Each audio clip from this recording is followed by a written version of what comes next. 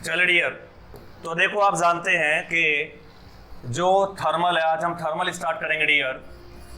तो आप जानते हैं कि थर्मल मैकेनिकल इंजीनियरिंग का सबसे मोस्ट इंपॉर्टेंट पार्ट है, सबसे मोस्ट इंपॉर्टेंट और हाईली कॉन्सेप्चुअल पार्ट है थर्मोडायनेमिक्स का, राइट। चलिए तो देखो डियर, बेसिकली जब हम थर्मल ग्रुप, बेसिकली अगर बात करें तो थर्मल एक सब्जेक्ट नहीं है, right. Thermal is a group, क्योंकि मैकेनिकल इंजीनियरिंग के 3 ग्रुप हैं, एक तो डिजाइन, एक प्रोडक्शन और एक थर्मल, राइट। डिजाइनिंग में कई सब्जेक्ट आते हैं, जैसे सोम है, टॉम है, इंजीनियरिंग मैकेनिक्स है, मशीन डिजाइन है, राइट। ये सब डिजाइन में आते हैं। प्रोडक्शन में आपने पढ़े लिए हैं, समझा ना, मेटल वेल्डिंग है, कैस्टिंग है, मेटल फॉर्मिंग है, मटेरियल साइंस है, पाउडर मेटलर्जी है, कटिंग है, मशीन टूल है, ये सब प्रोडक्शन में आते हैं, प्रोडक्शन के सब्जेक्ट हैं। और प्यारे बच्चों, जो थर्मल है, समझा ना, थर्मल में भी ऐसे ही 5 सब्जेक्ट आते हैं टोटल। तो ये 3 ग्रुप हैं मैकेनिकल इंजीनियरिंग में, जिसमें से प्रोडक्शन वाला ग्रुप ऑलरेडी आपने पूरा डिटेल में पढ़ लिया है, समझा ना। तो आज हम स्टार्ट करेंगे थर्मल। और आप जानते हैं प्यारे बच्चों कि थर्मल में टोटल 5 सब्जेक्ट होते हैं जो हमें पढ़ने होते हैं। इनमें सबसे पहला जो सब्जेक्ट होता है डियर, वो होता है थर्मोडायनेमिक्स। और जो थर्मोडायनेमिक्स है, ये पूरे थर्मल का बैकग्राउंड है, पूरा बेस है। अगर आपको थर्मोडायनेमिक्स की अच्छे से नॉलेज नहीं है तो आप रिमेनिंग सब्जेक्ट थर्मल के ढंग से स्टडी नहीं कर पाएंगे। थर्मोडायनेमिक्स, इसके बाद जो दूसरा हम पढ़ेंगे प्यारे बच्चों, वो पढ़ेंगे आरएसी। इसके बाद एक है आइस इंजन, आइस इंजन हमें पढ़ना पड़ेगा। चलिए, इसके बाद जो 4th ईयर वो है पावर प्लांट। पावर प्लांट हमें डिटेल में डिस्कस करना पड़ेगा, एक सब्जेक्ट है। और इसके बाद है प्यारे बच्चों HMT, heat and mass transfer, या केवल हीट ट्रांसफर भी कहते हैं इसे आप, राइट, या ओनली हीट ट्रांसफर भी आप इसे कहते हैं, समझ आया। सो डियर, पूरी थर्मल में ये टोटल 5 सब्जेक्ट हैं जो आपको डिटेल में पढ़ने हैं, 1 2 3 4 एंड 5, क्लियर है। तो इनमें इसी सीक्वेंस में जनरली हम चलेंगे, 3 4 5, राइट। इसी सीक्वेंस में हम इन सबको पढ़ेंगे। तो देखो डियर, अगर यहाँ से आप बात करें तो थर्मल के जो ये लास्ट वाले 4 सब्जेक्ट हैं, इन चारों सब्जेक्ट को आप तब तक अंडरस्टैंड नहीं कर पाएंगे जब तक आपको थर्मोडायनेमिक्स की अच्छे से नॉलेज नहीं होगी, राइट और रॉन्ग।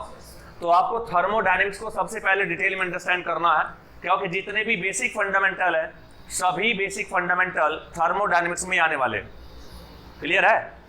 और अगर आप देखें तो एक चीज आपको और देखनी है डियर, कि अगर मान लो किसी कॉम्पिटिटिव एग्जाम में 50 नंबर का 50 मार्क्स का अगर थर्मल आया है, तो मान लेना 30 मार्क्स केवल और केवल थर्मोडायनेमिक्स से होंगे, मोस्ट प्रोबेबल, राइट। क्योंकि जितने भी बेसिक फंडामेंटल है सब थर्मोडायनेमिक्स में है, और बेसिक फंडामेंटली मोस्टली आपसे पूछेगा, खासकर जेई के एग्जाम में, समझ आया ना। क्योंकि जेई के एग्जाम में अगर इन सब्जेक्ट की बात करें तो ये सब्जेक्ट उतना डेप्थ में नहीं आते हैं जितना गेट और ई में आते हैं, समझ। हम तो दबा के ही पढ़ेंगे सबको, हम तो कसर छोड़ेंगे ही नहीं, राइट। पर फिर भी आप पे उतनी डेप्थ एक्सपेक्ट नहीं की जाती है। तो इसलिए मान ले कि इन 5 सब्जेक्ट में से जो सबसे इंपॉर्टेंट सब्जेक्ट है वो है डियर थर्मोडायनेमिक्स, और सबसे खतरनाक भी यही है, क्योंकि इसमें इतने बेसिक, इतने गहराई वाले कॉन्सेप्ट है कि उनमें जरा सा भी अगर कमजोरी रह गई तो भूल जाओ, इन सब्जेक्ट पे आप मास्टरी कर सकते हो। ये चारों सब्जेक्ट लास्ट के तभी मास्टर होंगे जब थर्मोडायनेमिक्स आपको ढंग से क्लियर होगी, क्लियर नहीं जो आप पढ़ के बैठे हैं, समझ आया ना। यस, तो इसलिए पूरी जान लगा के हम पढ़ेंगे थर्मोडायनेमिक्स को, और पूरा डिटेल में डिस्कस करेंगे। और जब ये अच्छी कमांड हमारी इसकी हो जाएगी तो फिर देखना, इन चारों सब्जेक्ट में आपको बहुत ही मजा आने वाला है और बहुत ही ज्यादा इंटरेस्ट आने वाला है इन चारों सब्जेक्ट में, क्योंकि ये चारों के चारों प्रैक्टिकल सब्जेक्ट है ना। डेली लाइफ में इन्हें आप देखते हैं, एक्सपीरियंस करते हैं, तो सभी डेली लाइफ के आपको एग्जांपल्स मिलेंगे, समझ आना कि डेली लाइफ में ऐसा क्या हो रहा है, सब कुछ आपको प्रैक्टिकली समझ आएगा, राइट। तो बहुत ही प्रैक्टिकल सब्जेक्ट है।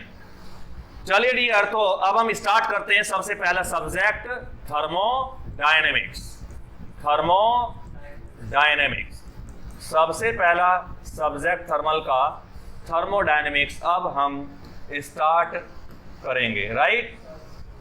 चलो डियर, तो देखो डियर, अगर आप देखें तो थर्मोडायनेमिक्स है, तो सबसे पहले तो सब्जेक्ट की डेफिनेशन देख लेते हैं कि थर्मोडायनेमिक्स है क्या, है ना, और फिर धीरे धीरे स्टोरी लाइन को लेके आगे बढ़ेंगे।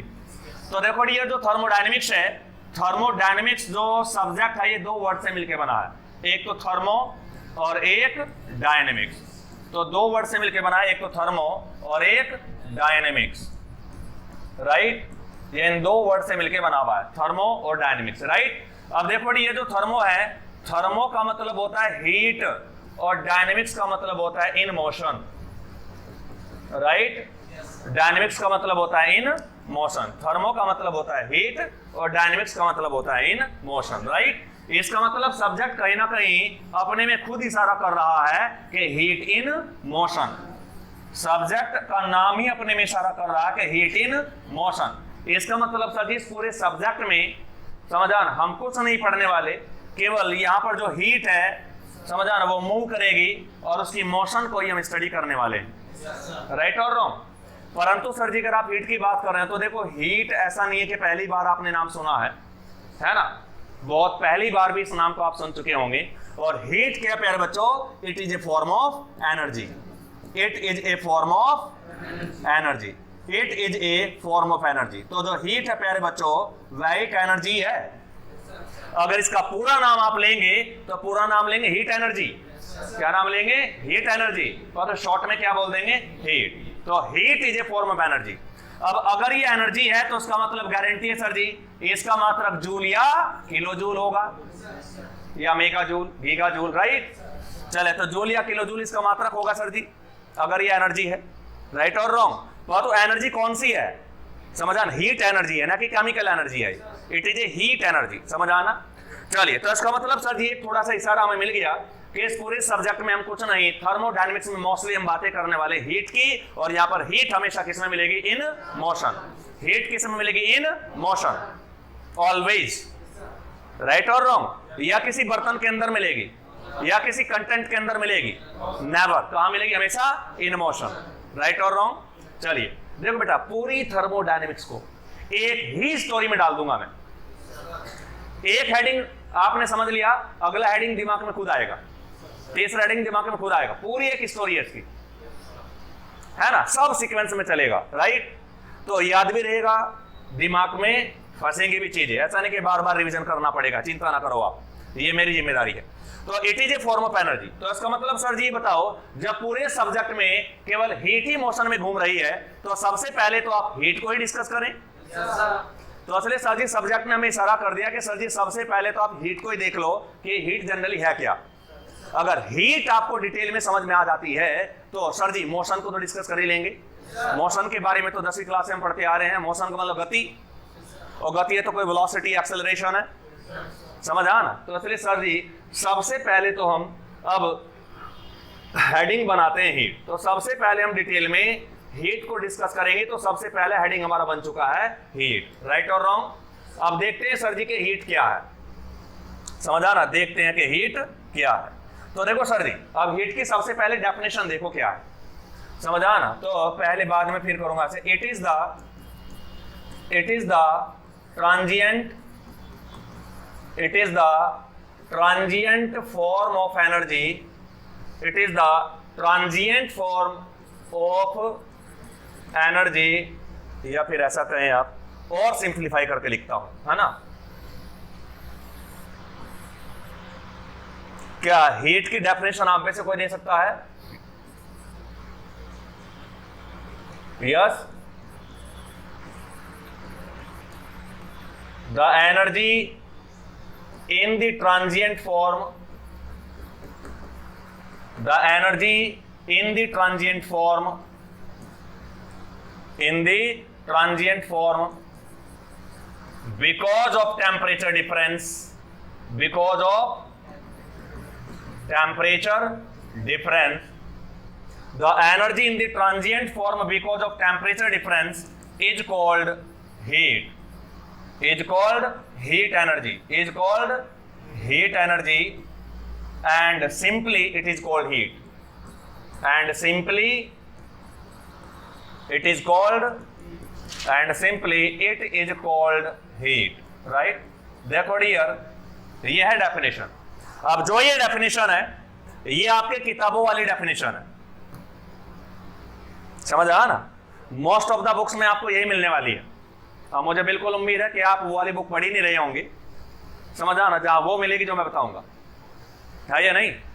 तो in most of the books में डेफिनेशन हीट की यही मिलेगी, और ये डेफिनेशन पढ़ने के बाद जिंदगी वही हो जाती जैसे वीरान, है ना? क्योंकि ढंग से पता चल ही नहीं पाता हीट क्या है।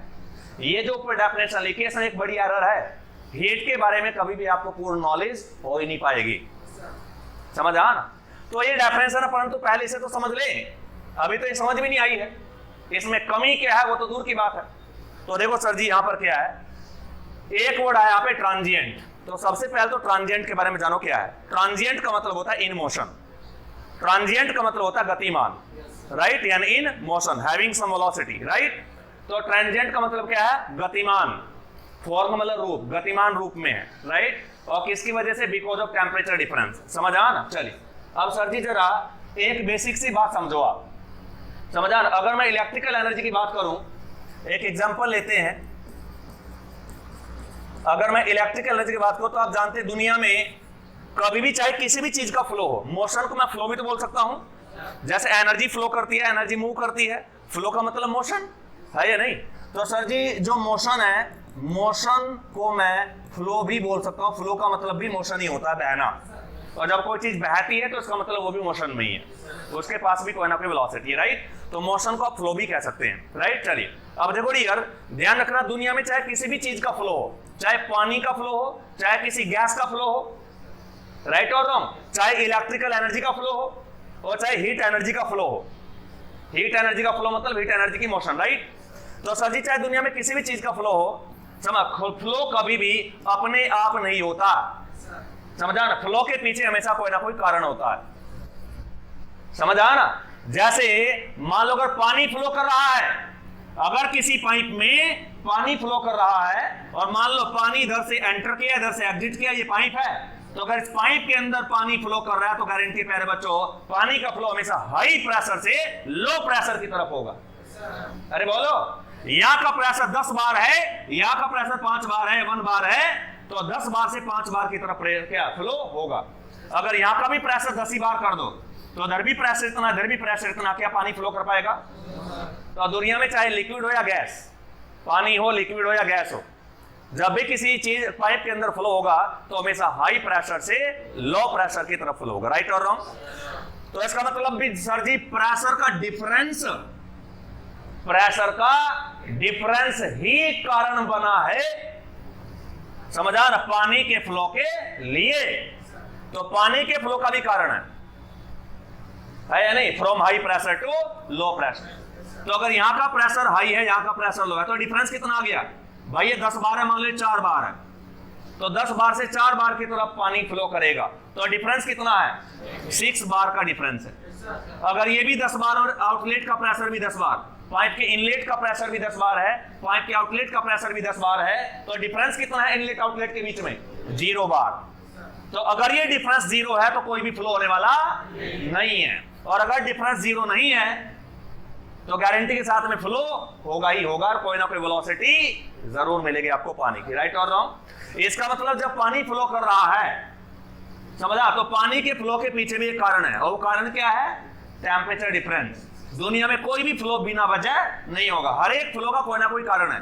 जैसे पानी के फ्लो का कारण यहाँ पे क्या है, पाइप के अंदर कारण क्या है? Pressure difference. क्या सर जी? Pressure difference. अरे बोलो, चलिए सर जी बात करते हैं इलेक्ट्रिकल एनर्जी, है ना? ये तो आपको झलक दिखलाई है। अगर आप इलेक्ट्रिकल एनर्जी की बात करें तो मान लो तार है, इट इज ए वायर, है ना? इलेक्ट्रिकल वायर जो खंभों पे तनी रहती है, तो सर जी यहाँ पे जो इलेक्ट्रिकल वायर है, आप जानते हैं, मान लो इलेक्ट्रिकल एनर्जी ए से बी की तरफ बह रही है, समझ आ ना? तो इसका मतलब सर जी ए पॉइंट पे चार्ज ज्यादा है और बी पॉइंट पे चार्ज कम है, क्योंकि हमेशा हाई इस चार्ज को यहाँ टेक्निकल भाषा में बोलने लगते हैं पोटेंशियल, समझ आ ना? चार्ज को टेक्निकल भाषा में क्या बोलने लगते हैं? पोटेंशियल, राइट और रॉन्ग? तो हाई पोटेंशियल से लो पोटेंशियल की तरफ ही हमेशा इलेक्ट्रिसिटी फ्लो करती है, राइट। अगर जो तार है, अगर तार के इस वाले एंड का पोटेंशियल इस वाले एंड के इलेक्ट्रिकल पोटेंशियल विद्युत विभव के बराबर हो जाए तो कोई भी पोटेंशियल डिफरेंस नहीं होगा, तो कोई भी इलेक्ट्रिकल एनर्जी फ्लो होने वाली नहीं है। तो इलेक्ट्रिकल एनर्जी हमेशा हाई पोटेंशियल से लो पोटेंशियल की तरफ फ्लो होती है या नहीं। तो इसका मतलब जब भी एनर्जी फ्लो में आएगी तो उस एनर्जी के फ्लो का कोई ना कोई कारण जरूर होगा। जैसे इलेक्ट्रिकल एनर्जी अगर फ्लो में आई है तो इसका कारण है पोटेंशियल डिफरेंस, विद्युत विभव का अंतर, है या नहीं। Not potential, not electrical potential. आप ये ध्यान रखना क्या बोल रहा हूं मैं, है ना। तो मैंने क्या कहा कि इलेक्ट्रिकल एनर्जी के फ्लो का कारण क्या है, इलेक्ट्रिकल पोटेंशियल, नेवर। मैंने कहा है इलेक्ट्रिकल पोटेंशियल डिफरेंस या सीधा पोटेंशियल डिफरेंस। बात डिफरेंस की हो रही है बे, कान फाड़ के और खोल के सुनना, समझ आ ना। Electrical potential is not a cause of electric energy flow या electric flow of electrical energy, right. Electrical potential difference is the cause of flow of electrical energy. कहानी समझ आ रही है ना, डिफरेंस।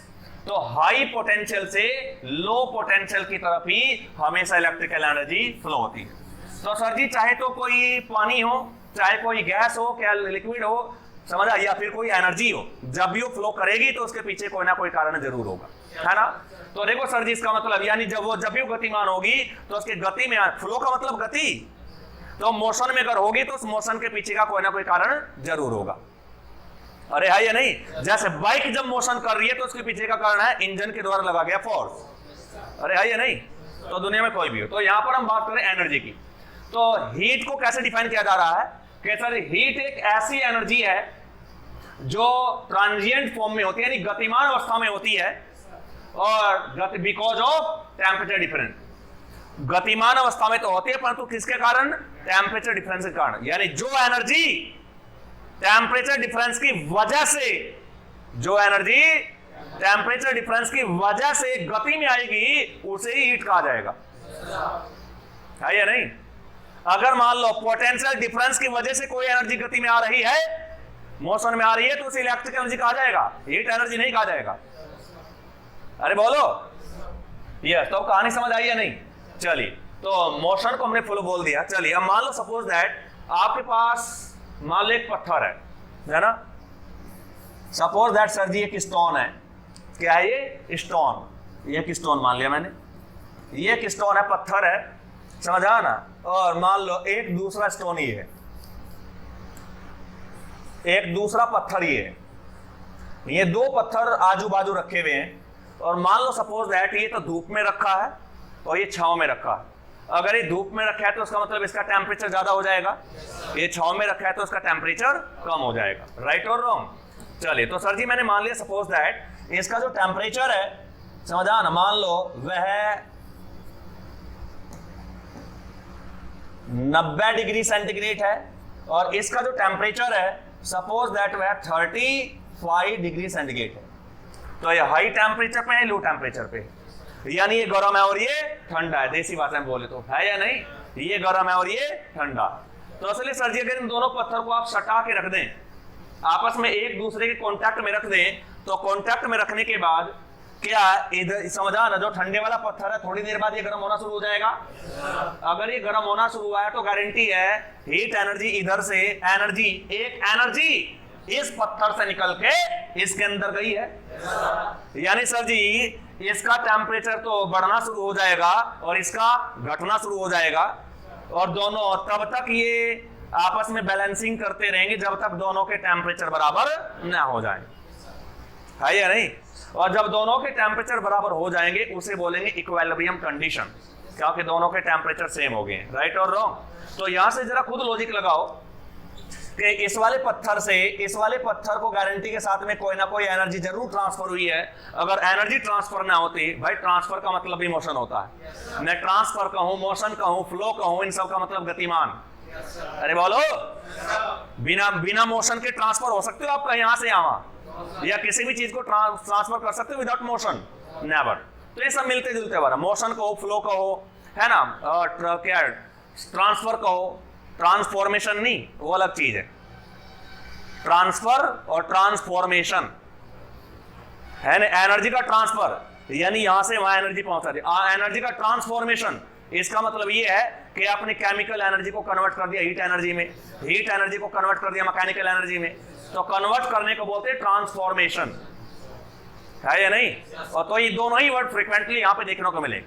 आगे चल के ट्रांसफॉर्मेशन की बात होगी, अभी ट्रांसफर की बात हो रही है, तो दोनों अलग अलग चीजें हैं, ट्रांसफर एंड ट्रांसफॉर्मेशन, राइट और रॉन्ग। अब एडीए प्लीज नोट नहीं करेंगे, है ना, ये पीडीएफ पूरी मिल जाएगी आपको, ठीक है, बाद में आप फिर बैठेंगे भी तसल्ली से समझेंगे, क्योंकि थर्मल का चाहे कोई भी सब्जेक्ट हो मैं यहीं भेजे में घुसा के भेजूंगा, समझ आना, घर की जरूरत ही खत्म हो जाएगी तुम्हें, 5 मिनट में 3 घंटे का रिवीजन, समझ आया नहीं, तो टेंशन ना लें आप। तो सर जी यहाँ पे ये है, तो इस पत्थर से जब आपने सटा के रखा तो ये थोड़ा सा गर्म हो गया, अगर गर्म हो गया तो मैं गारंटी ले सकता हूं प्यारे बच्चों, बिना एनर्जी के इसका टेंपरेचर आप बढ़ा नहीं सकते थे, तो कोई ना कोई एनर्जी इस पत्थर से निकल के इस पत्थर के अंदर जरूर गई है या नहीं, और जब इसके अंदर एनर्जी गई तो मॉलिक्यूल का एक्साइटमेंट बढ़ा, समझा, और इसका टेम्परेचर बढ़ता गया, तो इन साहब का तो घटा, और इसका तब तक इसका घटता रहा, इसका बढ़ता रहा, और तब तक ये सिलसिला चलता रहा जब तक दोनों के टेम्परेचर बराबर ना हो गए, है या नहीं। चलिए सर जी इस पत्थर को नाम दे दिया ए का, इस पत्थर को नाम दे दिया बी का, तो इसका मतलब पत्थर नहीं कहेंगे, अब यहाँ पे इन्हें बोल देंगे बॉडी, क्या बोलेंगे, बॉडी, है या नहीं। तो बॉडी ए से बॉडी बी को कोई ना कोई एनर्जी ट्रांसफर हुई है, तो बॉडी ए से, समझ आ ना, बॉडी बी को कोई ना कोई एनर्जी जरूर ट्रांसफर हुई है, एनर्जी ट्रांसफर हुई है या नहीं, यस बिल्कुल एनर्जी ट्रांसफर हुई है। अब अगर मैं कहूं मान लो बॉडी ए से बॉडी बी को एनर्जी ट्रांसफर तो हुई है, और इसका टेम्परेचर 90 डिग्री था, इसका टेम्परेचर 35 डिग्री है सर जी, और मान लो भाई अगर एनर्जी ट्रांसफर हुई है तो कुछ ना कुछ किलो जूल हुई होगी, तो मान लो माप लेते हैं, जैसे ही मैंने मेजर किया तो मेजरमेंट करने के बाद मान लो मुझे पता चला कि सर जी 40 किलो जूल एनर्जी बॉडी ए से बॉडी बी को ट्रांसफर हुई है या नहीं। तो बॉडी ए के पेट के अंदर से निकली है 40 किलो जूल, और बी के पेट के अंदर इंसर्ट हो गई, एंटर कर गई, और इसी एनर्जी को एब्जॉर्ब करके इनके सभी पार्टिकल ने अपना टेम्परेचर बढ़ा लिया, अरे है या नहीं। तो ये बताओ प्यारे बच्चों, जो ये 40 किलो जूल ऐसे क्या कहेंगे, एनर्जी, अरे 40 किलो जूल को क्या कहेंगे यार, ये तो एनर्जी है ना, तो 40 किलो जूल एनर्जी बॉडी ए से बॉडी बी के अंदर जा चुकी है, राइट। परंतु अगर मैं आपसे पूछूं ये 40 किलो जूल जो ए से बी की तरफ गई है, इसके कारण क्या रहा है ए से बी की तरफ जाने का, अगर इसका टेम्परेचर 90 है, इसका भी 90 होता, तो अभी देखो अभी टेम्परेचर का डिफरेंस कितना है दोनों के बीच में, अरे बोलो what is the temperature difference, कितना है सर जी, 55 डिग्री है या नहीं, 55 डिग्री सेंटीग्रेड का टेम्परेचर डिफरेंस है। अगर इसका 90 डिग्री टेम्परेचर है, इसका भी 90 ही होता, तो टेम्परेचर डिफरेंस कितना होता दोनों के बीच, 0। और अगर दोनों का सेम टेम्परेचर होता, क्या ए से बी की तरफ कोई एनर्जी फ्लो करती, अरे बोलो, इसका मतलब मैं गारंटी ले सकता हूं 40 किलो जूल एनर्जी जो ए से बी की तरफ ट्रांसफर हुई है, यानी ए से बी की ट्रांसफर हुई है, इसके ट्रांसफर होने का कारण केवल और केवल टेम्परेचर का डिफरेंस है, अरे बोलो। और जब ये ट्रांसफर हो रही है तो ट्रांसफर होने का मतलब बॉडी ए की बाउंड्री से बाहर निकली है, और बीच में कोई रास्ता है, उस रास्ते पे चली है, फिर बॉडी बी की बाउंड्री के अंदर एंटर की। तो दोनों की इमेजिन करो जरा, दोनों बाउंड्री के बीच में एक रास्ता हो गया नहीं, उस रास्ते पे जब ये चल रही होगी, उस रास्ते पे चल रही होगी या नहीं, ए की बाउंड्री से निकलने के बाद और बी की बाउंड्री में एंटर करने से पहले बीच का एक रास्ता इमेजिन करो दिमाग में, समझा। इस रास्ते पे 40 किलो जूल चल रही होगी, परंतु इसके चलने का कारण क्या है, टेम्परेचर का डिफरेंस, टेम्परेचर का डिफरेंस, अरे समझ आया ना। तो इसका मतलब 40 किलो जूल एनर्जी जो मोशन में आई है, ये टेम्परेचर डिफरेंस की वजह से आई है, और जब एनर्जी मोशन में होती है उसे बोलते हैं एनर्जी इन ट्रांजिएंट फॉर्म, यानी जो एनर्जी है मोशन की फॉर्म में है, और मोशन को बोलते हैं ट्रांजिएंट, यानी जो एनर्जी है वो ट्रांजिएंट फॉर्म में है। अरे बोलो सर जी, एनर्जी जो है वो ट्रांजिएंट फॉर्म में है। वह तो ट्रांजिएंट फॉर्म में तो है, वह तो किसकी वजह से? टेम्परेचर डिफरेंस की वजह से। अरे बोलो, या इलेक्ट्रिकल पोटेंशियल की वजह से? नहीं, टेम्परेचर डिफरेंस की वजह से। तो ये तो कहा गया है जब एनर्जी ट्रांजिएंट फॉर्म में होती है और टेम्परेचर डिफरेंस की वजह से होती है, टेम्परेचर डिफरेंस वजह से होती है, is called heat energy and simple it is called heat. तो सिंपल तरीके से केवल हीट कह दिया जाता है। बताया सर जी, यहां तक की बात समझ आई या नहीं? चलिए, पर तो प्यारे बच्चों मुझे लगता है कि अब आपको ये डेफिनेशन समझ आई है या नहीं? अब आपको ये डेफिनेशन डिटेल में समझ आ चुकी है। बताया सर जी, कोई दिक्कत है यहां तक? नहीं। समझ तो आगे बेटा, जो अल्फाज वहां पे लिखे बिल्कुल आपको समझ आ चुके हैं। समझ आ? तो जहां भी एनर्जी, ध्यान देना, जहां भी एनर्जी टेम्परेचर डिफरेंस की वजह से गतिमान होगी, और जब गतिमान होगी तो उसका गारंटी है सर जी कहीं से निकल रही होगी और कहीं के अंदर जा रही होगी, तो बीच में रास्ता तो पड़ेगा ही, है या नहीं? क्योंकि गतिमान, जब आप गति करते तो कहां करते गति? घर की छतों पे, सड़कों पे या रास्ते पे तो करते हैं ना। तो बीच का रास्ता जरूर होगा, ये रास्ता आपको इमेजिन करके चलना है ना? क्योंकि दो बाउंड्री जरूर होगी, दो बॉडी यहाँ पे होंगी। समझ आया ना? तो जब बॉडी ए से बॉडी बी के अंदर ये 40 किलो जूल एनर्जी ट्रांसफर हुई है, तो बीच के रास्ते पे चली है या ट्रांसफर हुई है, इसका कारण रहा है टेम्परेचर का डिफरेंस। और टेम्परेचर डिफरेंस की वजह से जो हसीन एनर्जी, समझ आना, गतिमान अवस्था में आए, ट्रांजिएंट फॉर्म में आए, उसे क्या बोलते हैं आप? उसे क्या बोलते हैं आप? Heat energy, according to this definition. अरे बोले सर जी, ये इतनी बात समझ आई है नहीं? चले, बहुत बढ़िया। अगर यस, हीट बॉडी ऐसे बॉडी में ट्रांसफर हो जाएगी, और बीच में कुछ हीट का लॉस नहीं होने का, ट्रांसफर होने की वजह से। अभी जीरो मान ले, नो हीट लॉसेस, है ना? क्योंकि these are not basically the moving part, के friction is coming to the picture, है या नहीं? ये सटा के रखी हुई है। अभी हम लॉस को जीरो मान के चल रहे हैं, समझ आ? क्योंकि यहाँ पे बहुत ही नेग्लिजिबल लॉस होगा, राइट और रॉन्ग? वो बेसिकली जैसे मैकेनिकल में ध्यान आ रहा होगा ना कि फ्रिक्शन में एनर्जी लॉस हो जाती है, वहां तो अच्छा खासा लॉस है। क्या क्या मूविंग पार्ट है, वो एक फिजिकल फिनोमिना है या नहीं?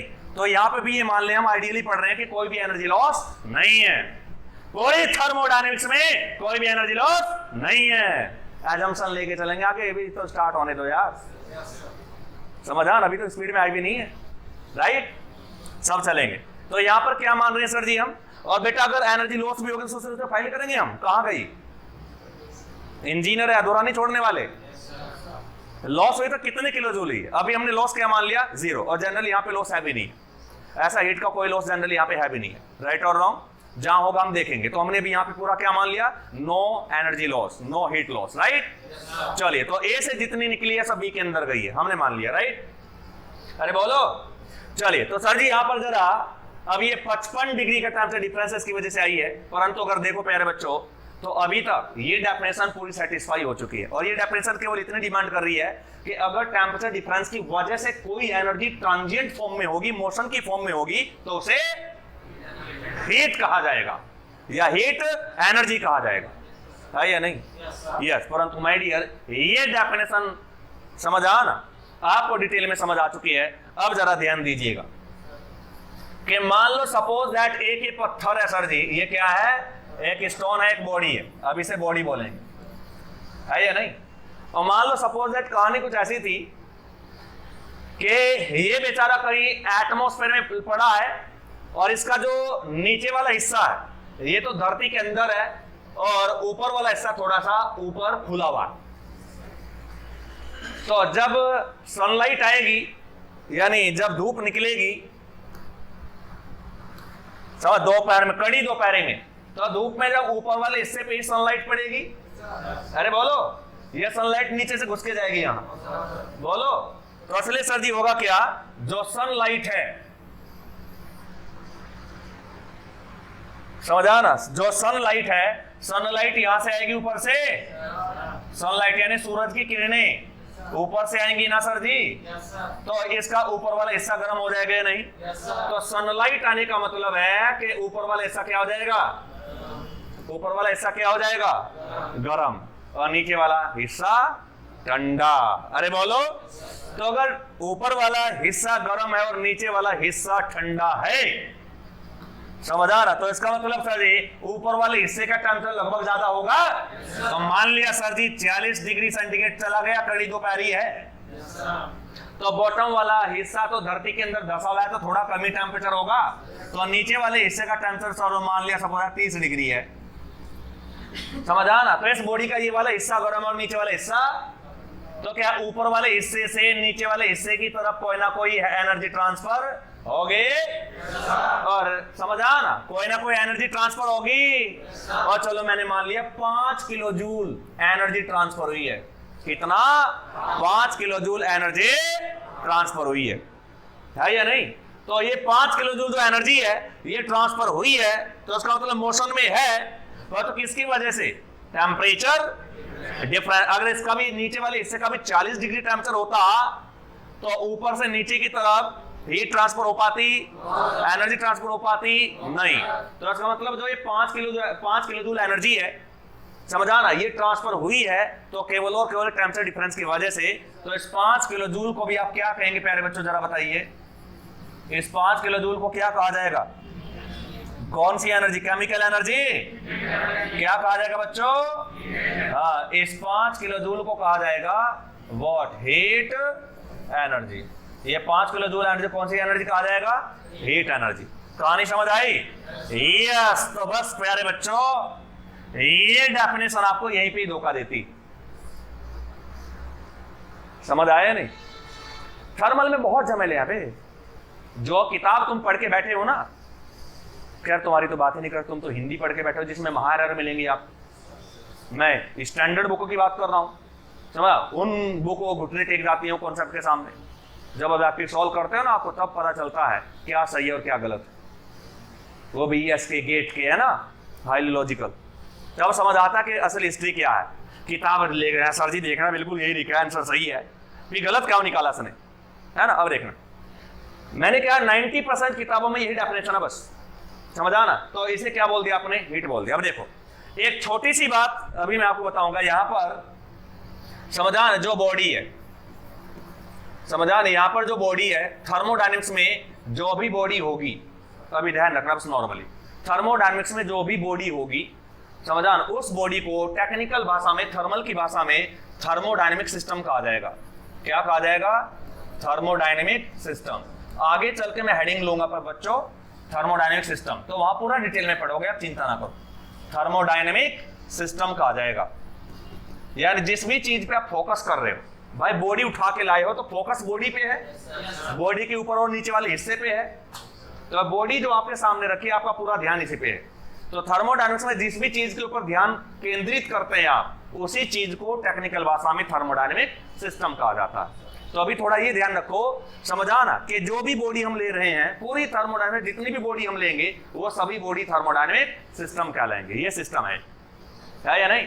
और इस सिस्टम के ऊपर वाले हिस्से से नीचे वाले हिस्से में एनर्जी का ट्रांसफर हो रहा है, और कारण भी टेम्परेचर डिफरेंस है। तो इस डेफिनेशन के हिसाब से इस 5 किलो जूल एनर्जी को क्या कहेंगे?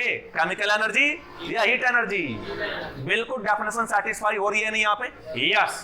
परंतु देखो, समझ आ? अब देखो मेन मुद्दा क्या है। अगर मैं कहूं सर जी, अगर ये वाला केस मैं ले लूं, तो यहां पर आप कह सकते हैं कि सर जी यहां पर ए से बी की तरफ एनर्जी ट्रांसफर हुई है, ए से बी की तरफ एनर्जी ट्रांसफर हुई है, समझ आ ना।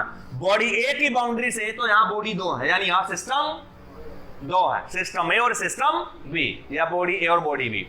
तो सिस्टम ए से सिस्टम बी को एनर्जी ट्रांसफर हुई है। अरे बोलो, और ए से बी को एनर्जी ट्रांसफर होने के लिए इस 40 किलो जूल एनर्जी को सबसे पहले तो अपने घर की बाउंड्री से बाहर निकलना पड़ेगा, और बी की बाउंड्री को क्रॉस करके बी के अंदर जाना पड़ेगा, है या नहीं? तो ये 40 किलो जूल एनर्जी ट्रांसफर के दौरान सिस्टम ए से सिस्टम बी की तरफ जो ट्रांसफर हो रही है, तो कितने बार बाउंड्री क्रॉस कर रही है? 2 बार। एक बार तो अपने खुद की बाउंड्री, और एक बार बॉडी बी की बाउंड्री। तो 2 बार बाउंड्री की क्रॉसिंग हो रही है, और दोनों बाउंड्री के बीच क्या माना जाएगा? जो गैप है उसे क्या माना जाएगा? क्या? पाथ, रास्ता। और रास्ते को टेक्निकल भाषा में क्या बोलते हैं, इंग्लिश में क्या बोलते हैं? अबे पाथ का मतलब क्या होता है बच्चों? पाथ का मतलब रास्ता, आखिरी रास्ता। अरे बोलो, समझ आया नहीं? चलिए, तो इसका मतलब दो बाउंड्री के बीच हमेशा कोई ना कोई गैप जरूर होगा। कि गैप नहीं होगा तो वो जुड़ी पड़ी है। वो अगर मॉलिक्यूल के बीच गैप ही नहीं है, वो वेल्ड हो चुकी है। अरे समझ आए नहीं? तो ऐसा हो ही नहीं सकता कि गैप जीरो है। समझ आया ना? वह तो इतना माइक्रो में गैप हो सकता है आपको नेकेड आई से न दिखे। अरे समझ आ रहा है नहीं? यस तो सर, ये दोनों बाउंड्री के बीच में कोई ना कोई गैप है, और जो गैप यहाँ पर है उसे क्या बोलेंगे? पाथ। क्या बोलेंगे? यानी दोनों बाउंड्री के बीच में एक रास्ता होगा। बॉडी ए की बाउंड्री से निकलते ही 40 किलो एनर्जी कहां खड़ी हो गई? रास्ते पे। फिर चली चली चली चली चली, फिर ये बाउंड्री बी की बाउंड्री है, फिर इस बाउंड्री के अंदर एंटर कर गई। तो 40 किलो जूल एनर्जी पहले तो इस बाउंड्री को क्रॉस करके बाहर आती है, फिर इस बाउंड्री को क्रॉस करके अंदर जाती है बी के। है या नहीं? तो दोनों बाउंड्री के बीच का जो गैप है उसे क्या बोला जाएगा? रास्ता। इसका मतलब 40 किलो जूल एनर्जी बी की बाउंड्री के अंदर जाने से पहले कहां पाई जाएगी? रास्ते पे, पाथ पे। अरे बोलो, क्लियर है? चलिए, तो देखो प्यारे बच्चों, ये वाली जो डेफिनेशन है, समझ आ ना? ये डेफिनेशन तो है आपकी किताबों वाली। अब देख लो करेक्ट डेफिनेशन क्या, तब जाके आपको तमीज आएगी। समझ आ? और ये क्वेश्चन पूछ चुका है ना? तो करेक्ट डेफिनेशन क्या है सर जी? तो देखो किसकी? हीट की करेक्ट डेफिनेशन क्या है, जरा उसे देखते हैं। बिल्कुल जो 100% सत्य है। समझ आ ना? तो the energy in transient form, the energy in transient form because of temperature difference, short में लिख रहा हूं मैं temperature, because of temperature difference on the path, because of temperature difference on the path is called heat energy, is called heat energy, is called heat energy। अरे बोलो, is called heat energy। तो देखो sir जी क्या कहा गया इस definition में? देखो क्या कहा गया, उसने कहा energy in transient form because of temperature difference, यानी जब टेम्परेचर डिफरेंस की वजह से एनर्जी गतिमान हो, एनर्जी गतिमान हो, जब टेम्परेचर डिफरेंस की वजह से एनर्जी गतिमान हो और ऑन दी पाथ हो, समझ आ ना? उसे कहते हैं हीट एनर्जी। इसमें एक वर्ड ऐड हो गया, ऑन दी पाथ। यानी ये डेफिनेशन डिमांड कर रही है कि वही एनर्जी जो गतिमान होगी और टेम्परेचर डिफरेंस की वजह से गतिमान होगी और रास्तों पर भी मिलेगी। कहां मिलेगी? रास्तों पर पाई जाएगी, उसे हीट एनर्जी कहेंगे। समझ आ? तो देखो प्यारे बच्चों, अब यहां से अगर आप देखें तो अब थोड़ा सा खुली होगी कि अगर इसे बात करूं तो ये 5 किलो एनर्जी, अरे रास्ते तो पागलो घर की बाउंड्री से बाहर मिलते हैं।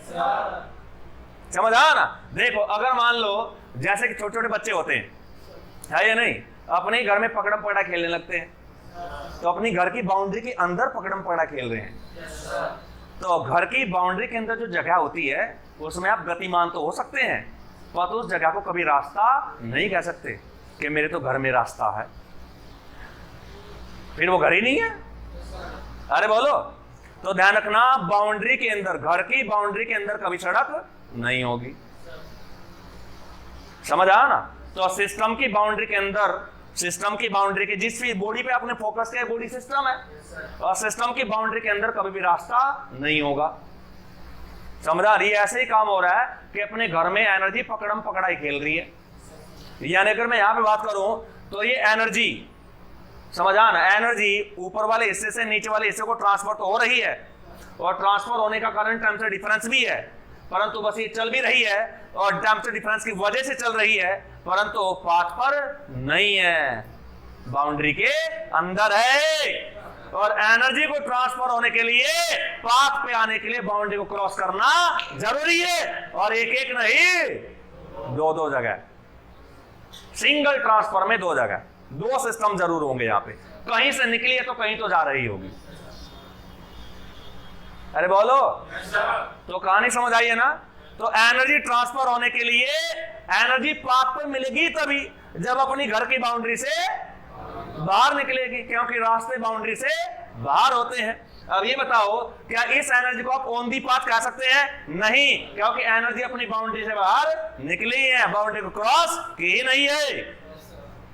तो इस 5 किलो जूल एनर्जी को केवल मैं एनर्जी बोल सकता हूं, हीट एनर्जी नहीं बोल सकता।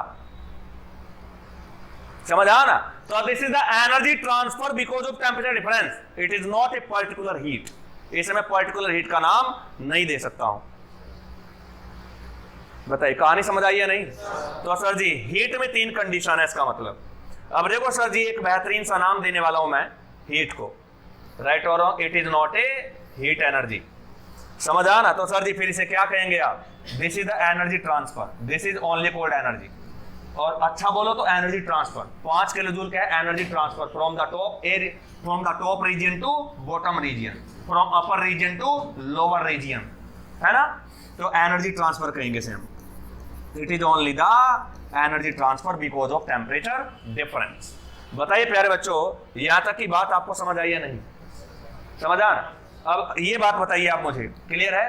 तो इसका मतलब सर जी एक यहां से कंडीशन निकली है, समझ आ? एक कंडीशन यहां से आपको देखने को मिली है।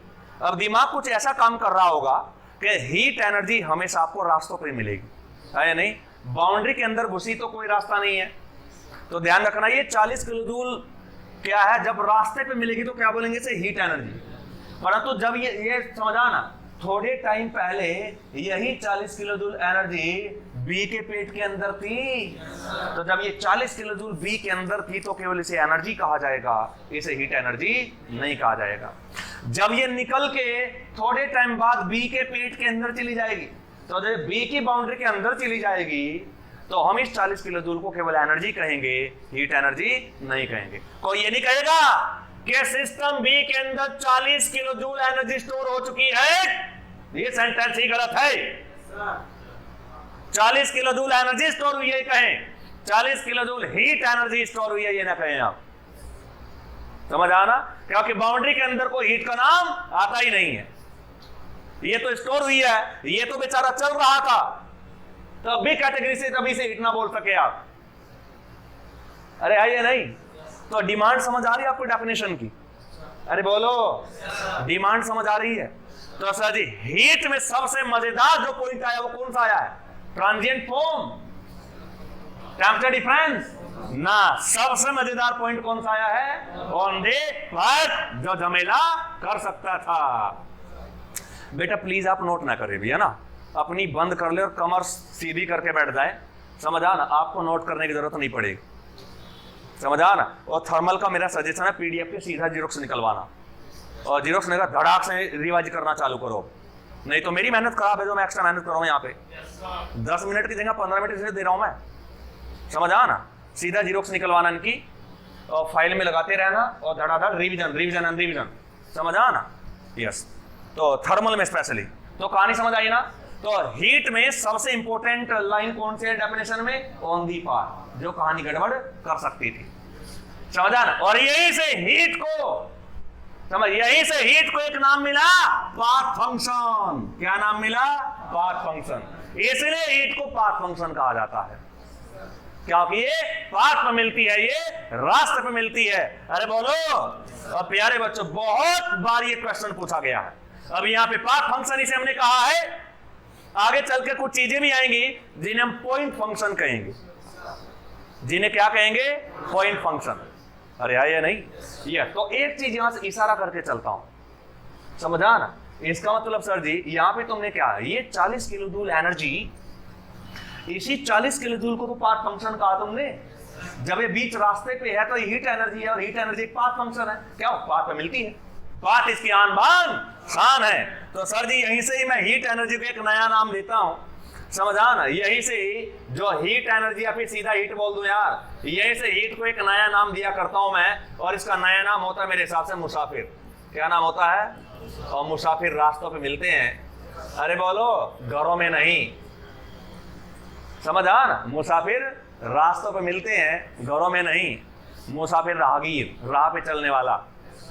समझ आ ना? मान लो जैसे कि आप अपने घर में हैं, यहाँ पे मान लो आपका घर है रुड़की में और आपको दिल्ली जाना, दिल्ली में आपके मामा का घर। तो अपने घर की बाउंड्री से जैसे आप बाहर निकलेंगे तो रास्ता आ जाएगा, रास्ते पे चलेंगे चलेंगे चलेंगे और मामा की बाउंड्री के अंदर एंटर होने से पहले तक लोग आपको क्या कहेंगे? मुसाफिर है भाई, जा रहा है कोई। समझ आ ना? पर तुम मामा के घर की बाउंड्री के अंदर जब एंटर कर जाओगे तो मामा के बच्चे क्या बोलेंगे? देखो मुसाफिर आ गया, ये कहेंगे। ये बोलेंगे बुआ का लड़का आ गया। अरे बोलो। तो बाउंड्री के अंदर समझ आ ना, एंटर करने के बाद आपका नाम मुसाफिर नहीं रहेगा। और जब अपने घर की बाउंड्री के अंदर से तभी लोग आपको मुसाफिर नहीं कहेंगे। मुसाफिर तभी कहेंगे जब आप कहाँ मिलेंगे? रास्तों में, मुसाफिर की तरह। अरे है या नहीं? तो असल हीट एनर्जी का नया नाम क्या पड़ गया? मुसाफिर। क्योंकि कहाँ मिलते? हमेशा रास्ते पे। अरे बोलो बेटा, है यही 40 किलो जूल, यही 40 किलो जूल है जो जब बी की बाउंड्री के अंदर चली गई तो इसे कोई हीट नहीं बोल रहा है ना। This is just cold energy. हम बोलेंगे बॉडी बी के अंदर 40 किलो एनर्जी स्टोर हो चुकी है। समझ आ ना? ये नहीं कहेंगे बॉडी बी के अंदर 40 किलो जूल हीट स्टोर हो चुके, ये कहना गलत है। समझ आ ना? ये क्या, ये सेंटेंस बिल्कुल रॉन्ग है। अरे समझ आ ना? बॉडी ए के अंदर पहले से ही 40 किलो जूल एनर्जी अंदर थी, ये भी कहना गलत है। क्योंकि बाउंड्री के अंदर कभी हीट एनर्जी हो नहीं सकती, वो रास्ता मिलती है। और बाउंड्री के अंदर कभी रास्ते 40 किलो जूल एनर्जी एक ही बाउंड्री के अंदर होगी तो 40 किलो मुसाफिर नहीं कह सकते आप। अरे कहानी समझ आ रही है नहीं? चलिए, तो सर जी ये थे पूरी हीट की कहानी। और यहीं से ही हीट को एक नया नाम मिलता है, क्या? Path function. तो हीट को हमने कहा मुसाफिर, और मुसाफिर कहाँ पाए जाते हैं? Found on the path, found on the path, रास्ते पे पाए जाते हैं। और रास्ते पाए जाते तो यहीं से रास्ता इनकी आन बान शान बन गया। यहीं से हीट को नया नाम मिला, क्या? Path function. Path function. बताए प्यारे बच्चों, कहानी समझ आई या नहीं? आगे चल के एक चीज और आएगी। तो देखो सर जी, एक चीज और ध्यान देना है इसे आप, ये पाथ फंक्शन है। अब यहाँ पे दो नाम आएंगे। पाथ फंक्शन क्या मैंने बता दिया आपको। एक और आएगा उसको उल्टा, पॉइंट फंक्शन। और पॉइंट फंक्शन किन्हें कहा जाता है? थोड़ा सा फील ले लो कि किन्हें कहा जाता है। जैसे कि यहाँ पर ये सिस्टम ए है, बॉडी ए है, एक ही बाउंड्री के अंदर ये 40 किलो जूल एनर्जी को ही तो आप पाथ फंक्शन बोल रहे हैं। इस 40 किलो जूल एनर्जी को ही तो आप क्या बोल रहे हैं डियर? पाथ फंक्शन बोल रहे हैं। अरे बोलो, 40 किलो जूल एनर्जी को आप पाथ फंक्शन बोल रहे हैं। और तो यही 40 किलो जूल एनर्जी, क्योंकि ये पाथ पे है ना, इसलिए पाथ फंक्शन है। और पाथ पे तो हीट एनर्जी है, इसलिए पाथ फंक्शन। और तो ये 40 किलो एनर्जी जब बॉडी ए की बाउंड्री के अंदर होगी तो इसी 40 किलो एनर्जी को पॉइंट फंक्शन कहा जाएगा। अरे बोलो, इसका मतलब जो चीजें सिस्टम की बाउंड्री के अंदर होती हैं उन सभी चीजों को पॉइंट फंक्शन कहा जाता है। तो थर्मोडायनेमिक्स में दो चीजें बहुत पॉपुलर है और धड़ाधड़ क्वेश्चन बनेंगे। अरे बोलो, और जरूरी नहीं कि बॉडी हो, तो आगे चल के ऐसा भी हो सकता है सर जी कि मान लो मेरे पास एक ये सिस्टम है, बर्तन है, और इसके अंदर को गैस भरी हुई है और गैस गर्म है या नहीं? अगर ये गर्म है तो किसी ठंडी बॉडी को हीट ट्रांसफर कर सकती है। तो अगर ये गैस है तो ये सिस्टम की बाउंड्री है, बर्तन को क्या मान लिया? सिस्टम। और बर्तन के अंदर क्या भरा है? गैस। तो ये पूरी गैस भी और बर्तन भी क्या है? सिस्टम। ये पूरा का पूरा क्या बन जाएगा? सिस्टम। इसमें बर्तन भी आ चुका है, गैस भी है, दोनों को मिला के क्या बोल रहे हैं? सिस्टम। और जो ये दीवार है बोलेंगे बाउंड्री। तो अंदर गैस, गैस का कोई ना कोई प्रेशर भी होगा, कोई ना कोई टेम्परेचर भी अंदर ही मिलेगा। अरे बोलो, कहानी समझ आ रही है नहीं? तो जो प्रेशर है वो भी बाउंड्री के अंदर है, टेम्परेचर है वो भी अंदर के अंदर है, जो गैस का वॉल्यूम है वो भी बाउंड्री के अंदर है। तो ये सभी चीजें क्या कहलाएंगी? Point function. आइडिया दे के चल रहा हूं मैं तुम्हें। कहानी समझ आई ना? और जो रास्ते पे है वो पाथ फंक्शन है। अरे कहानी समझ आई ना? जो बाउंड्री के अंदर है वह पॉइंट फंक्शन है। कहानी समझ आ रही है नहीं? तो ये कहने का एक तरीका, ये मैथमेटिक्स की लैंग्वेज है। मुझे लगता है कि आपको समझ आ चुकी है। बताइए प्यारे बच्चों, अब तक हमने केवल हीट का खुलासा किया है कि हीट क्या है या नहीं? तो इसका मतलब सर जी अगर और डिटेल में देखें तो अब मैं समझा ना। एक शॉर्ट नोट लिखना चाहूंगा हीट के बारे में। तो अच्छा जी, हीट के अंदर कुछ खासियत है, समझा ना। खासियत क्या है कि खासियत, पहली खासियत ये है प्यारे बच्चों कि it is not found inside the boundary. Inside the boundary, ये बाउंड्री के अंदर नहीं पाई जाती है ना। It is not found inside the boundary of system, inside the boundary of body. और बॉडी को क्या बोल दिया था हमने? System, boundary of system. पूरा नाम है थर्मोडायनेमिक सिस्टम, शॉर्ट में सिस्टम बोल सकते हैं, राइट। चलिए, उसके बाद फिर कहां पाया जाए? It is found on the path. It is found on the path. It is found on the path. भाई पाथ पे पाई जाती है, बात सही है, समझा ना। तो इसका मतलब ये बताओ, क्या हीट एनर्जी को कभी किसी सिस्टम के अंदर स्टोर कर सकते हो? तो फिर तो बच्चा ये बोलेगा कि 40 kilo joule heat energy stored inside the body be. अगर स्टोर हो सकती थी तो यही सेंटेंस आता कि बी के अंदर स्टोर हो चुकी है। तो 40 किलो जूल हीट अगर स्टोर हो चुकी है तो 40 किलो जूल को फिर हीट ही बोल रहे हो, उसका मतलब आप। तो क्या ये सही है? ये तो डेफिनेशन के खिलाफ है। इस डेफिनेशन के खिलाफ नहीं है वो, इस डेफिनेशन के खिलाफ नहीं है वो, उस वाली डेफिनेशन के खिलाफ है जिसमें ऑन दी पाथ लिखा हुआ है। तो यही आन बान शान और इसी छोड़ के चलेंगे। अब यार बच्चा तो बच्चा है, उसे थोड़ा ही पता है बे कि ऐड करना नहीं करना, समझ आया ना। अगर बुक वाला ये मान ले कि चलो ये छोटी बात है छोड़ देता हूं, तो बच्चे की हिम्मत थोड़ा ही है, समझ आया ना। अरे कहानी समझ आ रही है नहीं? चलिए, तो बताइए यहां तक की कहानी। तो मैं कह सकता हूं the heat energy stored inside a thermodynamic system, the heat the some energy, या द क्यू मान लिया हीट को मैंने, या 40 किलो जूल हीट एनर्जी, या 70 80 90 कुछ भी लिख लेना यहाँ पे। तो the 40 kilo joule heat energy stored inside a thermodynamic system. This sentence is correct और रॉन्ग। तो सेंटेंस क्या होगा? ये रॉन्ग होगा, गलत माना जाएगा। तो ABCD में ऐसे सेंटेंस आएंगे, कौन सा सेंटेंस गलत है आपको पकड़ना पड़ेगा। और समटाइम्स वो यही पूछेगा विच सेंटेंस इज इनकरेक्ट। क्वेश्चन यही है। ABCD में 4 बातें हीट के रेस्पेक्ट में लिखी हैं और 3 सेंटेंस में सही है, एक सेंटेंस ऐसा जो हीट के रेस्पेक्ट में सही नहीं है, वो आपको पहचानना है या नहीं? यस। तो सर जी यहां से फिर हम कहेंगे 2 पॉइंट आपने देख लिए हीट के बारे में। अब तीसरा पॉइंट देखते हैं, समझान के द 40 किलो जूल या द सम हीट, मैं वेरिएबल की फॉर्म में लिखता हूं ना, दी सम हीट यानी कुछ हीट, कुछ भी हो सकती है 40 50 70, some heat is stored in a thermodynamic system, in a thermodynamic system, in a thermodynamic system। तो क्या होगा sir ji? This sentence will be wrong. ये क्या आ जाएगा? रॉन्ग। ये सेंटेंस ही गलत है।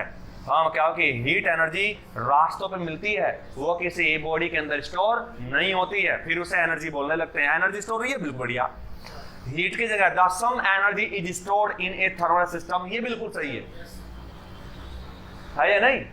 क्योंकि बाउंड्री के अंदर जाते ही सीधा उसे एनर्जी बोलेंगे आप, समझ आ ना। चलिए, तो पॉइंट समझ आ रहा है? चलिए, इसके बाद सर जी देखो मैं कह सकता हूं, समझ आ ना। फिर यहां से मैं कहूंगा कि the heat energy is a path function, ये बात भी कह सकते हैं नहीं? The heat energy is A point function, is a point function नहीं, जो सिस्टम की बाउंड्री के अंदर मिलती है उसे बोलते हैं, ये तो रास्ता मिलती है। तो the heat energy is a path function, the heat energy is a path function. बताइए प्यारे बच्चों, ये बात पकड़ में आई है नहीं? Heat energy is a path, तो क्या पाथ फंक्शन, राइट। चलिए, तो ये बताओ यार, अगर ये पाथ फंक्शन समझ आ ना, तो यहां से एक सेंटेंस और रहेगा। सेंटेंस भी इतने अजीबोगरीब होंगे ना कि पढ़ के तो पहली बार तो यही पता चलेगा ससुरा ये क्या कह रहा है, समझने की तो छोड़ो, है ना। तो देख लो, ऑब्जेक्टिव स्टार्ट हो चुके रे, समझ आ ना, धड़ाधड़। ये खतरनाक ऑब्जेक्टिव है, हल्के मत मानना है ना। हीट में ही तो झमेला है पूरा, और पूरे थर्मल में, पूरे थर्मोडायनेमिक्स में 70 घंटे चलेगा कम से कम थर्मोडायनेमिक। हर रोज heat heat heat heat heat heat, और कुछ चलेगा ही नहीं दूसरा। तो इसके बारे में बहुत डिटेल में जानना जरूरी है। समझ आया ना? आगे चल के नहीं तो बीमारी और बड़ी हो जाएगी। ठीक है या नहीं? इसलिए पूरा क्लैरिटी के साथ में चलना, क्लियरिटी नहीं क्लैरिटी, राइट? चलिए तो देखो सर जी, यहां पर एक चीज आपको देखनी है, समझ आया ना? अगर मैं बात करूं तो ये कोई सिस्टम यहाँ पर ए है और सिस्टम यहाँ पे बी है, और ए से बी को हीट एनर्जी को ट्रांसफर, ये मान लो 40 किलो जूल जो आपने पहले केस लिया है, तो ये 90 डिग्री और ये 35 डिग्री, राइट और रॉन्ग? तो ये बताओ 40 किलो जूल एनर्जी रास्ते पे तो तभी आएगी जब इसकी बाउंड्री को क्रॉस करेगी। अगर सिस्टम की बाउंड्री को कोई एनर्जी क्रॉस ही नहीं कर रही है तो इसका मतलब रास्ते पे आ ही नहीं है, और रास्ते पे आ ही नहीं है तो उस एनर्जी को मुसाफिर क्या ही नहीं सकते, यानी हीट क्या ही नहीं सकते। अरे बोलो, अगर ये अपने घर के अंदर भी पकड़म पकड़ाई खेल रही है तो भी इसे हीट नहीं कह सकते कि इस वाले हिस्से से इसमें ट्रांसफर हो रही है और टेम्परेचर डिफरेंस की वजह से ही हो रही है, तो भी इसे आप हीट नहीं कह सकते, क्योंकि पाथ पे नहीं है, घर के अंदर पकड़म पकड़ाई खेल रही है। अरे है ये नहीं? पकड़म पकड़ाई मतलब मोशन में होते हैं ना सब बच्चे, तो ऐसी ही कहानी पर तो घर की बाउंड्री के अंदर अगर रास्तों पे पकड़म पकड़ाई खेलें तो कहेंगे उन्हें क्या? मुसाफिर यानी हीट, राइट? तो ऐसे तो ये 40 किलो जूल एनर्जी पाथ पर तो तभी आएगी जब सिस्टम ए की बाउंड्री को क्रॉस करके बाहर निकलेगी। अगर कोई भी एनर्जी जिसके अंदर वो है उसकी बाउंड्री को क्रॉस ही नहीं कर रही, इसका मतलब उस एनर्जी को कभी हीट नाम दिया ही नहीं जा सकता, क्योंकि बाउंड्री अगर क्रॉस नहीं की तो इसका मतलब पाथ पे आई ही नहीं, और पाथ पे नहीं है तो इसका मतलब वो हीट नहीं है, तो हीट कोई नाम ही दूर दूर तक नहीं दिखाई देगा। समझा ना? तो यहां से एक फील आ रही है कि सर जी हीट का कहीं ना कहीं गहरा संबंध है बाउंड्री की क्रॉसिंग से, बाउंड्री की क्रॉसिंग से। अगर बाउंड्री क्रॉस ही नहीं की है एनर्जी ने तो समझ जाना वो दूसरी हीट है ही नहीं है। अरे बोलो, टेम्परेचर डिफरेंस तो मैं बाद में चेक करूंगा कि इस हीट एनर्जी जो चली है इसका कारण टेम्परेचर डिफरेंस है ही नहीं, पहले ही चेक कर लो कि बाउंड्री क्रॉस करके करी है या नहीं। अगर एनर्जी ने बाउंड्री क्रॉस नहीं की है तो क्या चेक करना कि वजह टेम्परेचर डिफरेंस है या नहीं? पहले रास्ते पे तो मिले, तो ऑन दी पाथ सबसे बड़ी कंडीशन ये है ना, ऑन दी पाथ मिल गई, फिर पीछे कारण चेक कर लो कि पाथ पे आई है तो क्या टेम्परेचर डिफरेंस की वजह से आई है, अगर वजह वही है तो फिर सीधा हीट बोल दो। कहानी समझ आ रही है ना? इसका मतलब ये पाथ वर्ड तभी जुड़ेगा, ये पाथ वर्ड आएगा तभी जब बाउंड्री क्रॉस होगी। इसलिए जो हीट एनर्जी है, हीट एनर्जी समझा ना, जो हीट एनर्जी है इसका एक बड़ा संबंध है सिस्टम की बाउंड्री की क्रॉसिंग से।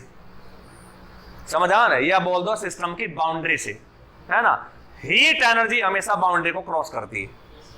अगर मैं बोल रहा हूं हीट एनर्जी तो मैं मान के चल रहा हूं कि रास्ते पे ही मिलेगी, तो हीट एनर्जी हमेशा बाउंड्री को क्रॉस करती है, हीट एनर्जी हमेशा बाउंड्री को क्रॉस करती है और टेम्परेचर डिफरेंस की वजह से करती है। अरे है या नहीं? तो इसका मतलब कहीं ना कहीं हीट का संबंध पाथ से तो था ही, तो पाथ के साथ साथ कहीं ना कहीं सिस्टम की बाउंड्री की क्रॉसिंग से भी है। पूरा नाम लो तो बाउंड्री क्रॉसिंग कहूंगा, तो शॉर्ट में समटाइम्स बाउंड्री भी कह दिया जाता है। तो हीट का संबंध है कहीं ना कहीं बाउंड्री से, राइट? यही से हीट का एक नया सेंटेंस मिलता है, तो वो नया सेंटेंस क्या है? The heat energy is the boundary phenomenon, is the boundary phenomenon. यानी हीट एनर्जी फिनोमिनन मतलब घटना, हीट एनर्जी की ऐसी घटना है जो बाउंड्री पे घटती है या नहीं? बाउंड्री पे नजर गड़ाओ और जब भी कदम बाहर रख ले तुरंत हीट बोल दो, तो नजर कहां टिकाओ? बाउंड्री पे, केवल इसे क्रॉस ना कर, राइट? तो इसलिए यहीं से कहा जाता है, नहीं यहीं से ही नया सेंटेंस आता है कि the heat energy is a boundary phenomenon, heat energy is a boundary phenomenon. Phenomenon मतलब घटना, ये बाउंड्री पे घटती है, यानी बाउंड्री की क्रॉसिंग पे के हिसाब से घटती है। बाउंड्री की क्रॉसिंग ये घटना है, तो बाउंड्री की क्रॉसिंग बाउंड्री पे तो होगी। तो यहीं से इसे एक नया सेंटेंस मिलता है क्या? कि heat energy is a boundary phenomenon. Sentence समझ आ रहे हैं? एक भी सेंटेंस ऐसा नहीं है जो कंपटीशन में ना आया हो, समझ आया ना? और इसके अलावा कोई आएगा नहीं, हमारी गारंटी है, समझ आया ना? और कोई सेंटेंस बन ही नहीं सकता, ये मान लेना तुम। The heat energy is a boundary. Sir ji कोई ना कोई संबंध बाउंड्री से नजर भी आया नहीं कि यहाँ बाउंड्री की क्रॉसिंग से संबंध तो है ना। The heat energy is a boundary phenomenon.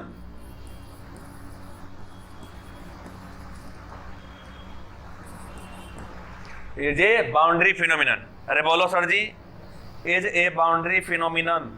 कहानी समझ आई? तो बताइए प्यारे बच्चों, ये सभी सेंटेंस आपको समझ आया नहीं? ये सब हीट से रिलेटेड सेंटेंस हैं। These all points are related to the heat. समझा? Suppose this is 1 and this is 2, या A B मान लो ने, A and this is B, this is C and this is D and this is E। बताए बच्चों, यहाँ तक की कहानी समझ आई या नहीं? चलिए, तो सर जी यहाँ पर हीट के बारे में समझा, पूरा डिटेल में आपने देख लिया है कि हीट क्या है। मुझे लगता है कि आप हीट वाले टर्म में कंफ्यूज होने वाले कतई नहीं है। राइट और रॉन्ग? चलिए सर जी, अब हीट को तो हमने फिनिश कर लिया, समझा ना। अब हम आगे बढ़ते हैं। तो यहाँ पर एक चीज और ध्यान रखना बच्चों, हीट भी क्या है? एक एनर्जी है। जैसे हीट की अगर बात करें तो हीट भी क्या है? हीट भी एक एनर्जी है। हाँ, ये ट्रांजिएंट फॉर्म एनर्जी की जो ऑन दी पाथ होती है, तो है तो एनर्जी ना। तो हीट भी क्या है? It is a energy. अरे बोलो, यस, तो एक एनर्जी है। चलिए, तो जैसे हीट है तो थर्मोडायनेमिक्स में एक टर्म और भी आएगी जो हीट के जैसी है, समझा ना। और उस टर्म का नाम है वर्क। क्या है? वर्क। अब वर्क को बताओ, क्या वर्क भी एक एनर्जी है? बोलो बच्चों, क्या वर्क भी एक एनर्जी की फॉर्म ही है? तो मैं कह सकता हूं इट इज ऑल्सो एनर्जी। यह भी एक एनर्जी है। बताइए बच्चों, है या नहीं? अगर वर्क भी, वर्क मतलब कार्य, तो वर्क भी एक एनर्जी है या नहीं? तो थर्मोडायनेमिक्स में आगे चल के हमें इस टर्म के ऊपर भी काम करना पड़ेगा, है ना। और आगे चल के तो बात इतनी बढ़ जाएगी कि हम हीट एनर्जी को समझा मैकेनिकल एनर्जी में कन्वर्ट करेंगे, और उसी मैकेनिकल एनर्जी को वर्क कहा जाता है। ये वर्क को ही मैकेनिकल एनर्जी कहा जाता है, ये पल्ले बांध लिया। तो mechanical energy is nothing, this is the work done, या केवल वर्क, जो फिजिक्स में आपने पढ़ा था वही है। अरे बोलो, तो इसलिए सर जी वर्क को भी थोड़ा सा मैं देखना चाहता हूं, तो इसकी भी फील थोड़ा सा लेना चाहते हैं। क्या हीट और वर्क दोनों से क्वेश्चन बहुत तकड़े आए हुए हैं। चलिए सर जी, अब वर्क को थोड़ा सा एक्सप्लेन करता हूं मैं। इसकी एक्सप्लेनेशन मुझे ज्यादा देनी नहीं पड़ेगी, क्योंकि लॉजिक्स दिमाग में आ चुके हैं, समझा। तो वही लॉजिक्स सीधा कनेक्ट कर जाएंगे वर्क में भी, जो हीट में आपने पढ़े। तो देखो सर जी, बताओ, मान लो अभी एग्जाम्पल मानता हूं मैं। इसका मतलब सर जी एक तो चीज आपको पता चल गई, जो भी चीज पाथ पर मिल रही है गारंटी है वो हीट के जैसी होगी, और हीट के लिए सभी पॉइंट सत्य हैं, तो वो उस चीज के लिए भी सत्य होंगे जो चीज पाथ पे मिलेगी। अरे बोलो, कहानी क्लियर है या नहीं? चलिए, तो सर जी देखो यहां से अब एक एग्जांपल ले रहा हूं मैं। वर्क को हिंदी में क्या बोलते हैं? कार्य, या देसी भाषा में काम। अरे बोलो, राइट। चलिए, तो देखो मान लो सपोज दैट एक बच्चा मलकपुर चुंगी से आता समझा, और एक उसका जस्ट पड़ोसी है ना। दो बच्चे मलकपुर जानते भी हैं सब? अरे जानते हैं नहीं? इधर हरिद्वार साइड में जो ब्रिज आता है ना। तो मान लो दो बच्चे वहां से एकेडमी आते हैं हमारे पास पढ़ने, है ना। है उधर से कोई? नहीं। चलिए, तो जैसे ही दो बच्चे वहां से आते हैं, तो उनमें से जो एक स्टूडेंट है, दोनों मान लो बिल्कुल बराबर बराबर घर है। अगर बराबर बराबर घर है तो मैं मान सकता हूं एक ही जगह से चलेंगे दोनों, और आना भी एक ही जगह है, राइट। परंतु अब देखो, उनमें से दो बच्चे थे। अब दो बच्चे वहां से चले, समझदार मलकपुर चुंगी से चले अपने घर से, और सीधा एकेडमी आ गए, और मेरे सामने आके खड़े हो गए, समझदार, और सांस चढ़ रहे हैं। मैंने कहा बेटा क्या बात? कि सर जी बात में पूछना, पहले ही बताओ हम दोनों में से किसने काम ज्यादा किया है? मैंने कहा ये ज्यादा हाँफ रहा है, ये कम हाँफ रहा है। तो मेरे दिमाग ने काम किया कि जो ज्यादा हाँफ रहा है शायद उसने काम, उससे थकान ज्यादा हुई है, और थकान का मतलब काम ही काम ज्यादा कर लिया। ज्यादा काम करके ज्यादा थकान होती है, कम काम करके थकान, और थकान का जो मतलब है मैकेनिकल इंजन की नजर में है वो एनर्जी लॉस। अरे है या नहीं? अब किसी ने ज्यादा काम किया सर जी ये बताओ? मैं कंफ्यूज, मैंने कहा यार अब अगर एक ज्यादा हाँफ रहा है, एक कम हाँफ रहा है, तो आपके हिसाब से कहानी क्या है कि जो ज्यादा हाँफ रहा है वो उसने काम, और जो कम हाँफ रहा है उसने काम। ऐसा क्या जरूरी है? अरे बोलो, ये तो अपनी प्रैक्टिस की बात है ना। जो बंदा रनिंग की प्रैक्टिस करता है उसे ऐसा होगा ही नहीं, सांस कम चढ़ेंगे ज्यादा दौड़ने के बाद भी, है या नहीं? तो ये कोई पैरामीटर नहीं हुआ कि किसने काम ज्यादा किया किसने काम कम किया। फिर मैंने कहा कि अच्छा बेटा ये बताओ तुम किधर से आए?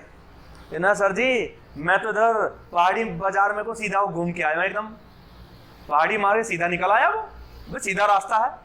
मैं तुम बेटा के सर जी मैं तो पहले मलकपुर चौंकी से गोल चक्कर, फिर मालवीय चौक, है ना, फिर BSM, और रोड बाय रोड आ रहा हूं मैं तो दौड़ता हुआ। तो आए तो दोनों पैदल, परंतु क्या दोनों अलग अलग रास्ते से आए हैं? और रास्ता अलग तो डिस्टेंस भी अलग। फिर मैंने कहा बेटा तू राम इधर से आया है ना, गोल चक्कर से मालवीय चौक होता हुआ, तो इसका मतलब इस बंदे ने काम, क्योंकि ज्यादा चला है भाई, ज्यादा कदम दौड़ा है ये, तो उसके ज्यादा लॉस हुई है, इसे थकान ज्यादा चढ़ी है। और जो इधर को शॉर्टकट में आया है उसने कम डिस्टेंस, उसका रास्ता शॉर्ट था। तो दोनों के रास्ते में जब पता चला, जब दोनों के रास्ते के बारे में मुझे नॉलेज हुई, तो अभी जाकर मैं क्लियर कर पाया कि किसने ज्यादा काम किया और किसने, जो लंबे रास्ते से आया उसने काम ज्यादा किया और जो शॉर्ट रास्ते से आया उसने काम कम किया। तो काम भी कहीं ना कहीं रास्ते पे डिपेंड। जब तक रास्ता नहीं पता होगा तब तक आप नहीं बता सकते कार्य किसने ज्यादा किया और किसने और कितना किया है। अरे समझ आ ना? तो क्या वर्क भी पाथ पर डिपेंड कर रहा है? इससे तकड़ा और स्ट्रॉन्ग वाला एग्जांपल कोई हो सकता है? खुद ही बता रहे हो, है या नहीं? यस। तो सर जी इसलिए जो वर्क है सब वह भी एक पाथ फंक्शन है, और जो पाथ फंक्शन है उसके लिए सब सही है। वर्क भी कभी बाउंड्री के अंदर नहीं मिलेगा, वर्क भी एक बाउंड्री फिनोमेना है, वर्क भी एक पाथ फंक्शन है, वर्क भी सिस्टम की बाउंड्री के अंदर स्टोर नहीं किया जा सकता, वर्क भी एक एनर्जी की ट्रांजिएंट फॉर्म है। अरे बोलो भाई, जो पाथ में मिलती है। कहानी समझ आई ना? तो एक ही झटके में वर्क का पूरा खुलासा हो गया। अरे बोलो sir ji.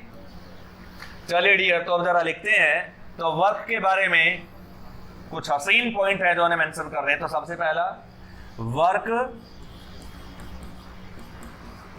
Is a path function या पॉइंट फंक्शन ना, work is a path function, work is a path function, right और रॉन्ग?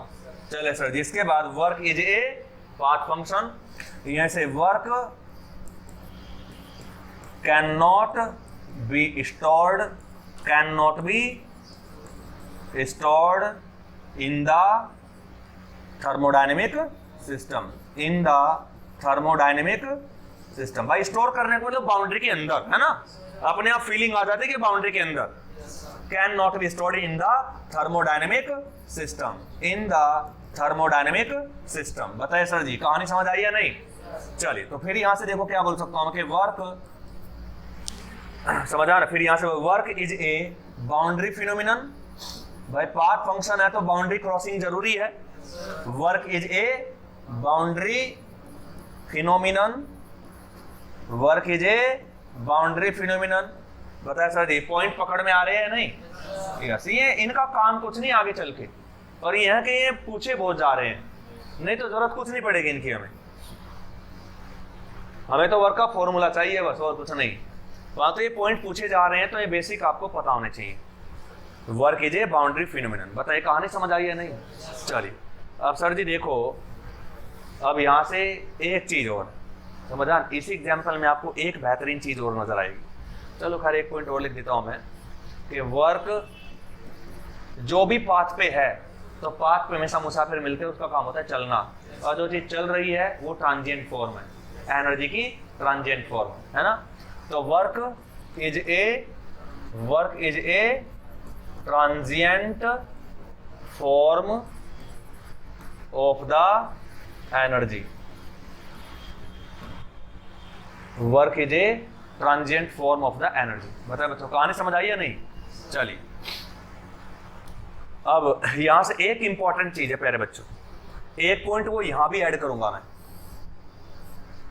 समझा ना? वर्क से सीखो, क्योंकि हीट और वर्क दोनों सेम ही है। जो पॉइंट हीट के लिए वैलिड है वो सब वर्क के लिए वैलिड का, दोनों पाथ में मिलती हैं, दोनों ट्रांजिएंट फॉर्म है ना। चलिए, परंतु वर्क पाथ में मिलता है, परंतु टेम्परेचर डिफरेंस की वजह से नहीं मिलता। राइट और रॉन्ग? बस ये अंतर है, बाकी सब चीजें सेम है।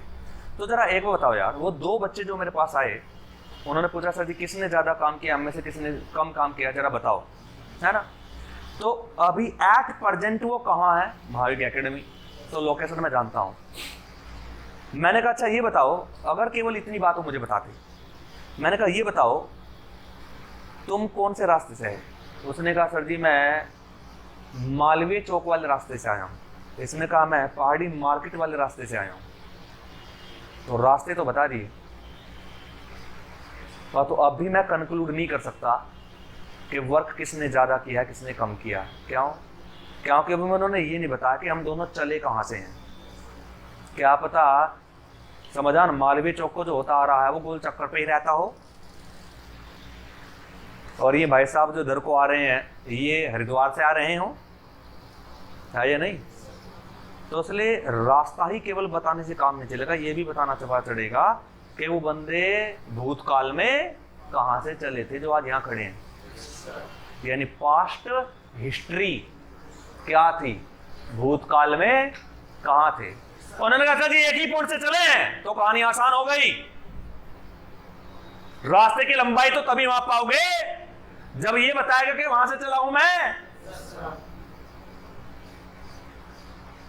कहानी समझ आई है नहीं? ये जरा गुस्ताखी रही मेरी कि मैंने तुम्हें पहले ही बता दिया कि कहां से चले हम दोनों एक ही पॉइंट से। लॉजिक दिमाग ने पकड़े हैं लॉजिक। इसका मतलब सर जी कह सकता हूं कि कहीं ना कहीं work depend on the past history of the system. जो थर्मोडायनेमिक सिस्टम है उसकी पास्ट हिस्ट्री पे भी डिपेंड करता है। कौन? वर्क के भूतकाल में वो कहां से चले हैं, सिस्टम कहां से चला है। हीट को जब सिस्टम ए ने हीट को ट्रांसफर करना चालू किया है तो भूतकाल में कहां से किया है, उस टाइम पे उसके पास कितनी एनर्जी थी। कहानी समझ आ रही है नहीं? अरे बोलो यस। तो इसका मतलब यहां से रास्ते का पता होना तो जरूरी, कौन से रास्ते से आया, पर तो ये भी पता होना चाहिए रास्ते के अलावा दोनों चले कहां से थे। क्या पता दोनों अलग अलग पॉइंट से चले हैं, तो फिर ऐसा भी हो सकता है कि क्या पता इस वाले को नजदीक पड़ रहा हो, मालवीय चौक वाले को, क्या पता ये और नजदीक से आया हो।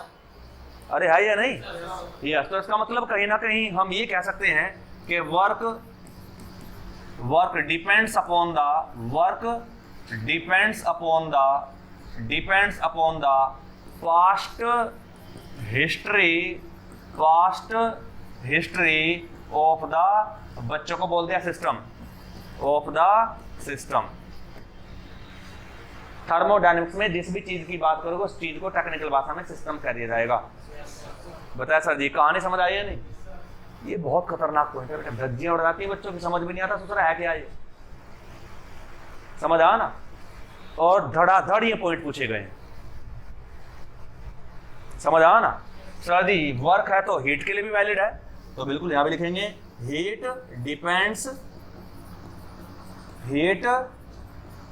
डिपेंड्स अपॉन द क्या, past history of system, past history of system. बताइए प्यारे बच्चों, यहां तक की पूरी बात आपको समझ आई या नहीं? यस।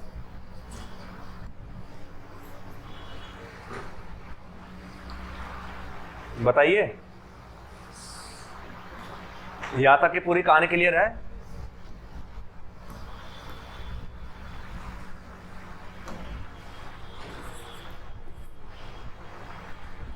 क्लियर है? तो sir ji heat and work दोनों के बारे में पूरा डिटेल में हमने पढ़ लिया है। बताइए डियर, क्या कोई पॉइंट ऐसा है जो आपको समझ ना आया हो?